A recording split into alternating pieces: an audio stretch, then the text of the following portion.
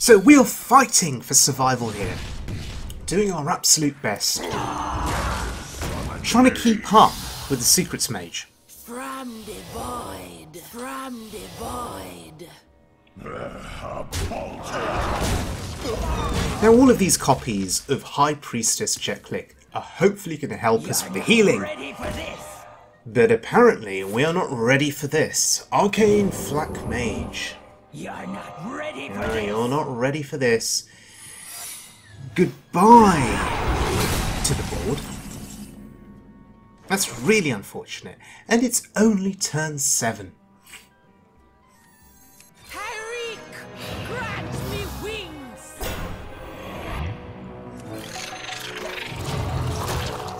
So what are the chances he doesn't have a secret in hand?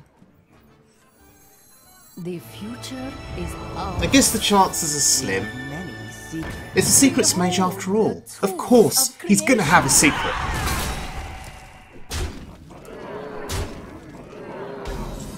So we have no choice here but to play double Hir'eek and just hope and pray there isn't another secret.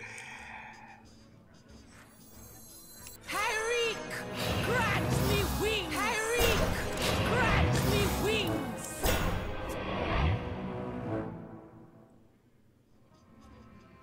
Of course, top deck. Behold the tools of creation. Top deck a secret, why not? And we're just dead now. And it's really unfortunate because if he didn't have double Flak Mage, I think Hir'eek played with multiple copies could have healed us out of trouble. But what deck am I playing today? I am playing Astralsflame's Discard Warlock. As you can see there from the deck title, I'm calling it a Legend Lock because Astralsflame, who by the way is one of the coolest dudes on the planet, if you don't watch his stream, do yourselves a favour, follow him on Twitch. He is super cool dude, very good Hearthstone player, and very creative when it comes to constructing decks and making lesser known cards work in the meta, a bit like Beardy Man. But he got Legend with this deck, hence why I'm calling it Legend Lock. So we're going to go into the ladder with this deck completely blind. I probably should have done some research about this deck before going in.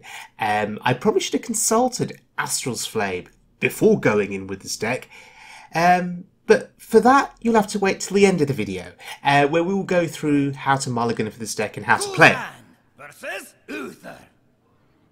I will fight with honor. Your soul shall be mine. There you go, Paladin. This is going to be a mech Paladin for sure. I'm looking for 1-drops, I'm looking for 2-drops.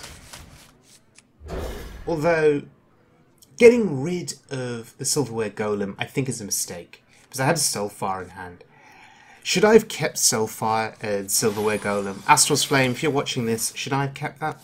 The thing is though, I'm happy here with double Malchezaar Zip, because we're going to draw cards. You are not the boss of me. You are not the boss of me. And if this is Mech Paladin, we need a fast start. We need to get stuff on the board to contest early mechs. Hand of Gul'dan in hand, along with a Malchezaar Zip. So hopefully we're going to be drawing a load of cards. No? Another Hand of Gul'dan. And 4 damage to the face there, feeling pretty good. I like where this game is headed, based on what's currently on the board. He's starting out slow, Accidents, they happen, you know. taking his time to buff the mechs, of course. Now, Soulfire. I'm actually going to use it on the 2-2. And the reason for that is I want to keep that 4-3 healthy. If I'd done it the other way around, if I traded the 4-3 in, put the Soulfire to face, would that have made sense? Probably not. So I think that play was fine. What's the flight plan? Okay, here we go. Flying Machine. This is where they make their comeback. Giant mechs, magnetised. How do we deal with this? We have the Iron Beak Owl. But I don't particularly want to cast or play Iron Beak Owl targeting that. Not yet. Because we can kill that with a trade. And I think that's worthwhile. The alternative is to play the Owl and to go face, maybe. But let's see. Oh, it goes face. Fist of Juraxis goes face. We trade.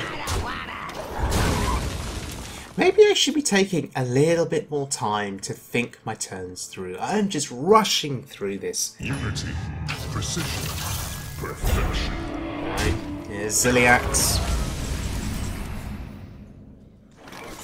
Okay, so 5 mana. Highest cost card. No, don't. It's still good. That's good. We're going to draw cards as a result. Okay, getting quite a full hand now.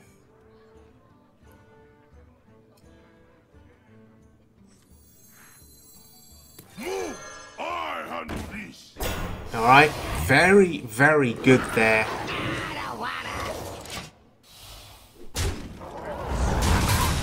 That was excellent. We get the buff. We're happy. And we have control of the board.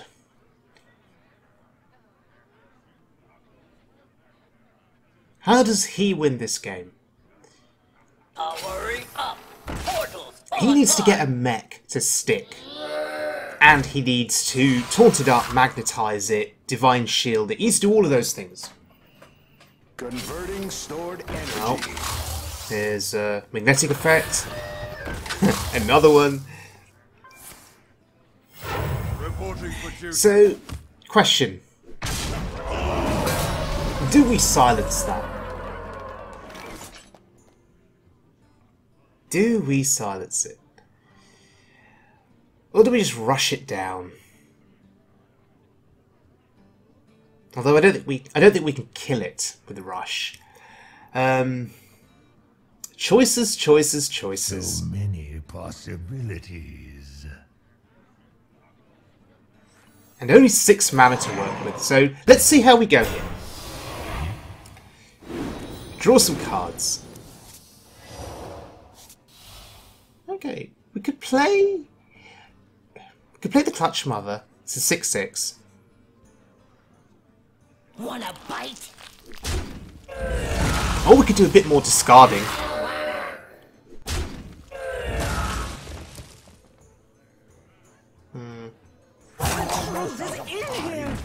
Oh, wow. That paid off massively for us. Get an 8/8. Yeah, I don't think I needed to play the Clutch Mother on that previous turn. Getting a little bit more discard value I think was fine. That's not good though. Maybe I should have played the Clutch Mother to avoid what just happened there. Milling a card. Oh, really painful.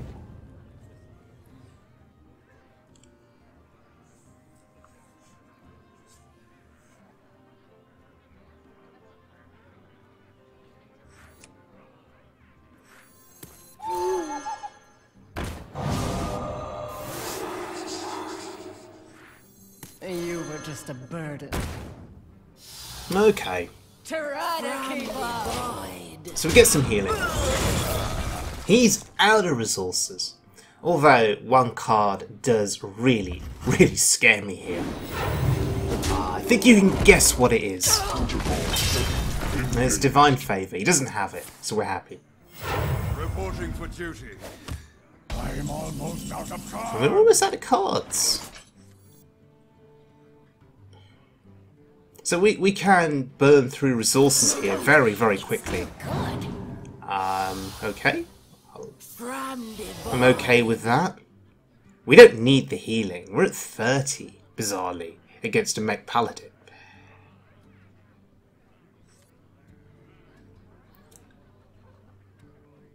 6 mana to play with. What is the optimal line here? I hunt thee. I'm trying to get those silverware golems down. Is in here. Okay, fine.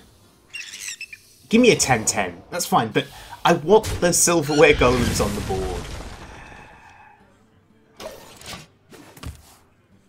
I don't know if I'm playing this very well. But we're still in the driver's seat. We still have more resources than him, for now. Until we start fatiguing. And then he plays Divine Favour.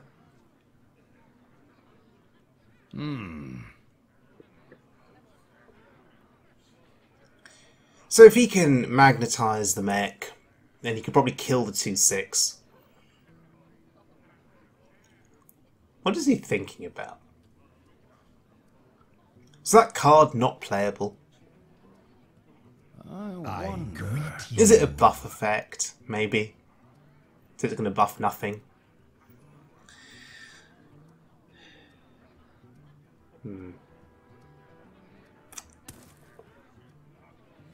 I must move quickly. So, how much damage do we have? Nothing near close enough to put a dent in him. So, do we have to trade with that 5/5? Oh, it's true silver. What was he waiting for? Reporting for duty. Seriously, what was he thinking about? Is he just annoyed that we're beating him? Oh, and there's our AoE, or our board clear. There's Cataclysm. Okay, come on. Oh, really? Are you kidding me? Wanna bite? I'll find it. Hir'eek, grant me wings. Right.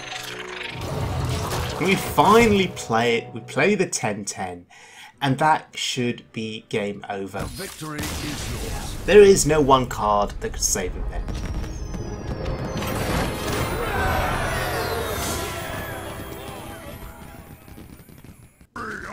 Alright, this is a warrior. Soul shall be mine. Now, I'm going to assume that it's Pirate Warrior.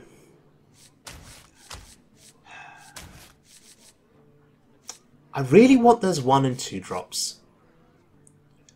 It helped in the previous game. But this time, I'm going to keep the Soulfire and the Golem. I ended up discarding those in the previous game from the mulligan, but I'm keeping them here.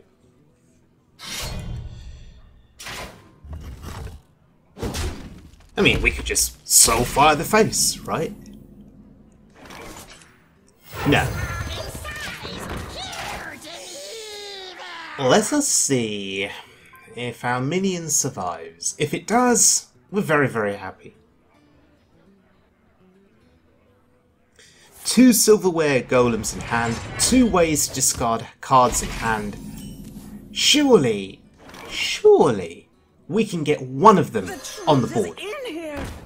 Oh, bloody hell. Are you kidding me? We discard our silence effect. That is really, really sad. I don't know how relevant it's going to be in this game, though. Well, I guess it could silence a cannon. I don't think they play Frothing Berserkers anymore in these decks. Alright, come on! Oh, for God's sake. Alright. Finally! Finally, we get a Silverware Golem on the board. Someone's gotta lead the charge. Who in their right mind hides loot? Right, he's targeting the face, he's going all face. He says he's not trading. Oh, he's thinking about trading. No. Okay. This is a bit awkward.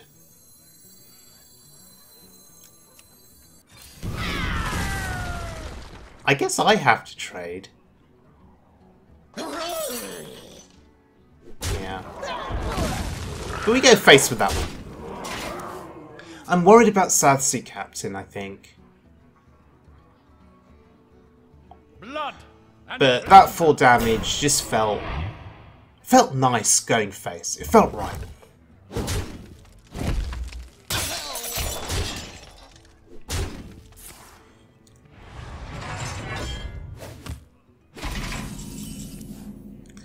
Oh well. You are not the boss of me. So, no easy way to get the golem onto the board for free.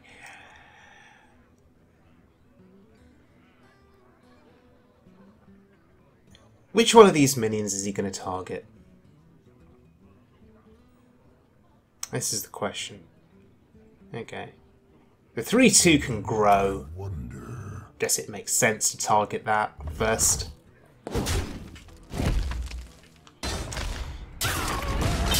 Let's keep in mind that his health total is suffering a bit here.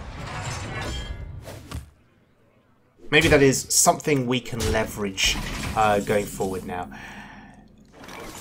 Okay, finally. You were just a burden. Easy way now to get that onto the board. The truth is Get a in here. 2-drop. We're happy. And I'm going to trade. Try to keep up. Yeah, try to keep up. So he's never getting the board back. That much is for sure. X marks the spot. Guess the question is, do you want to swing the weapon face? Or do you want to hit a minion? He's going all face here. He's going all in. And I guess with Heroic Strike, he has to go face. Our health total is now a concern. I'll find it. We need to draw Jet Click. That's not Jet Click.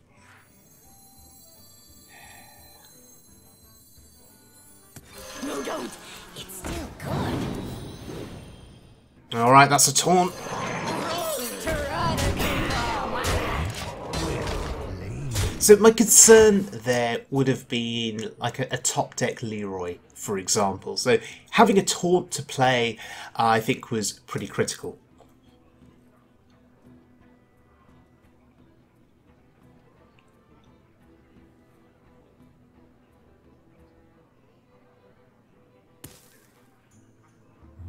I wonder. So what is he top decked here? And he's going in with his face. Oh wow! Actually got Leroy. So without the taunt, we'd be dead. Isn't that fascinating? Without the taunt, we would actually be dead. But yes, well played to him. Who dares summon me?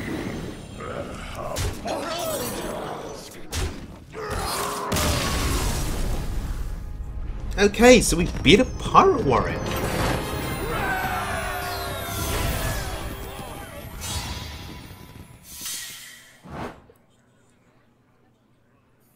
Who shall be mine? Okay, our final game is against a mage.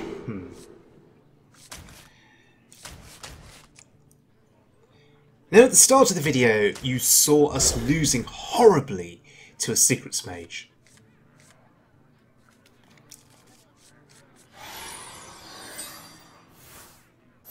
And this is a quest mage. So, I guess the winning strategy is to try and overwhelm him on the board. Try to go as wide as we can, put him under as much pressure as possible. If he's a Reno quest mage, just hope he doesn't get Reno. That's really rude. killing our minion there. Really, really rude. Right, let's try again.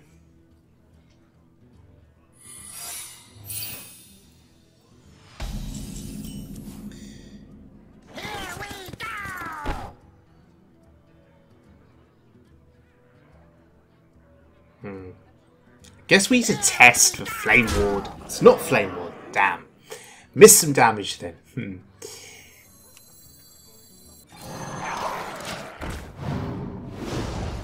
Okay. We have 8 damage on board here that we're threatening. You can count on me. I'm certified. Of course it's the right way.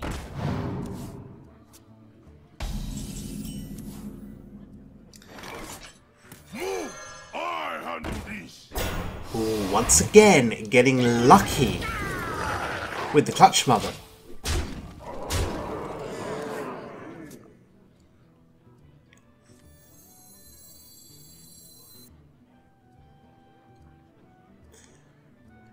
We're finding it difficult here to get this silverware golem onto the board.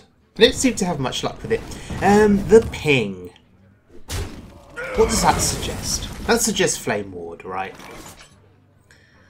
So do we want to do some more discarding to buff the Tiny Knight so it doesn't die to Flame Ward?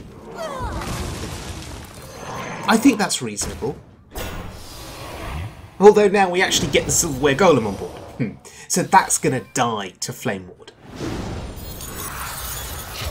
But we protect. Oh, it's not Flame Ward. Okay. Your wish is my suggestion. Wishing for the perfect card? I don't think there's a card that can save him here.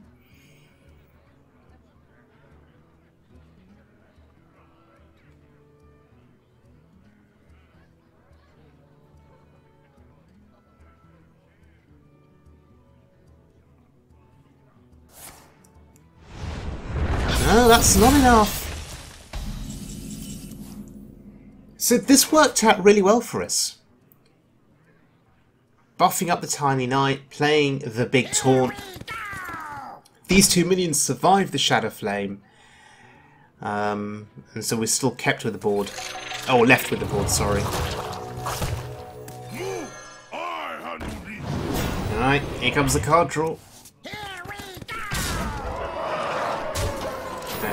There's the ice block. So it's Reno or bust here. Reno or bust.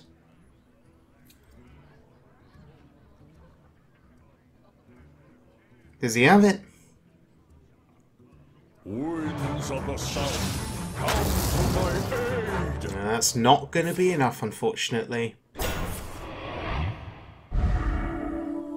Just showing off before you concede. Wasting a bit of our time.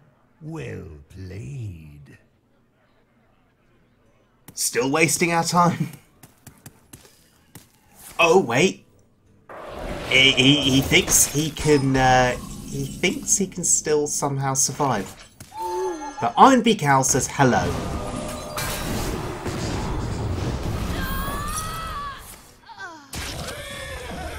Oh, that's the new secret. Huh. Not enough to save him though.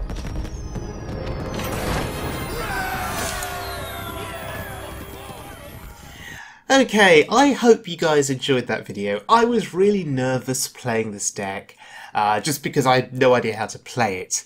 And after I played those games, I messaged Astralsflame on Twitter, and he's basically said to me the following. The key thing with this deck is you're looking for a discard card, and one that does something when discarded. So in the mulligan, he looks for Silverware Golem and a Fellstalker or a Darkshire Librarian. That's what he looks for. He says, keep in mind that the deck itself is your resource. The real power of discard comes from Hand of Gul'dan and the Imp of Malchezaar. Sometimes it's good to use Cataclysm if your hand is 2 golems and 2 Hand of Gul'dans, because that is a 4 mana, summon 2/3/3s and draw 6. I can see how that would be incredibly effective at getting you back into a game. He primarily uses Soulfire to find lethal, or cycle 3 cards if you have Imp in the opening hand and no follow-up plays on turns 2 or 3. He is also now experimenting with Lakari Sacrifice, because I asked him about that. I love Lakari Sacrifice, by the way. I know some people think it's underwhelming, but I really like the idea of just summoning imps every single turn. I just think it's pretty cool. I like the animation as well. I like the whole idea of having a portal on the board. So yeah, Astralsflame is looking into that. But yes, thank you very much for joining me, everyone. I do apologise for any poor plays that you saw in this video. As I said, I have no idea how to play Discardlock, and I just went straight into it. But I was able to win some games, and as you saw, we beat a Quest Mage, of all things. We beat a Tier 1 meta deck. So, having played this deck and having experienced some wins, I absolutely believe Astralsflame when he says it's a legend-worthy deck. And hey, he got legend with this deck. But then again, he's a much better player than I am. So, thanks for joining me, everyone. Stay tuned for the next video. I do have a little bit of time off work, so I am trying to publish videos at a slightly faster pace. The next video is going to be Beady Man's Murloc Paladin, playing some of the new cards from the Ashes of Outland expansion. So look out for that tomorrow. Okay, and it's a Beady Man deck, so it's going to be amazing. Just as a little hint of what you can expect in that deck, it plays the new Murloc legendary, Murga McGurgle. That's brilliant. And it also plays Nozdormu the Timeless. So hey, a Beady Man deck, you can expect some very interesting shenanigans to take place. So until tomorrow, take care, everyone. Look after yourselves, stay safe, and have fun with whatever you're doing. See you tomorrow.